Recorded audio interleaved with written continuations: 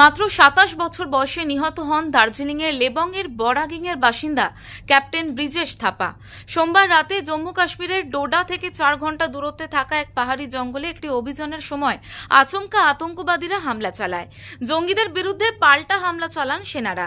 শেষে দুপক্ষের লড়াইয়ে ব্রিজেশ সহ আরও ৪ জওয়ান ঘটনাস্থলেই মৃত্যুবরণ করেছিলেন। ব্রিজেশ থাপার শহীদ হওয়ার খবর ইতিমধ্যেই সেনা আধিকারিকদের তরফ থেকে তার পরিবারকে জানানো হয়েছে। পরিবার সূত্রে জানা গিয়েছে, ক্যাপ্টেন ব্রিজেশ থাপার বাবা কর্নেল ভুবনেশ থাপা ২০১৪ সালে সেনা থেকে অবসরপ্রাপ্ত হন। ২০১৮ সালে ব্রিজেশ থাপা ডিফেন্স সার্ভিসের শর্ট সার্ভিস কমিশন পরীক্ষায় পাশ করেন ও ২০১৯ সালে সেনাতে যোগ দেন।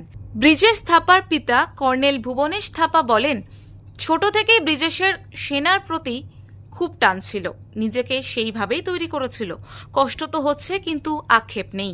আমার সন্তান দেশকে রক্ষা করতে গিয়ে শহীদ হয়েছে। वो जो है वो हमेशा बोलता था कि मैं क्या अपने आप जैसे ही मैंने जाना। जब हम गाड़ी में भी चलते थे तो हमारा जो फौजी गाड़ी में मैं आगे बैठता था और पीछे बैठते थे बच्चे थे, तो वो बोलता था किसी दिन मैं भी आगे के उसमें सीट में बैठूंगा। बोलते थे का इंटरेस्ट छोटे से फौज में और देश के लिए लड़ना था, तो उन्होंने अपना कभी वो ऐसा इसे डरे नहीं, कभी वो झुके नहीं और हमेशा जो है वो जो भी काम था वो अपना ठीक ठाक करता था और जो भी बोला वो सही करता था।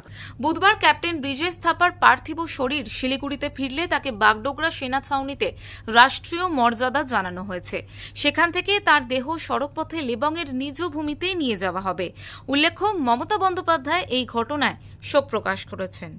শিলিগুড়ি থেকে অরূপ পোদ্দারের রিপোর্ট, ওঙ্কার বাংলা।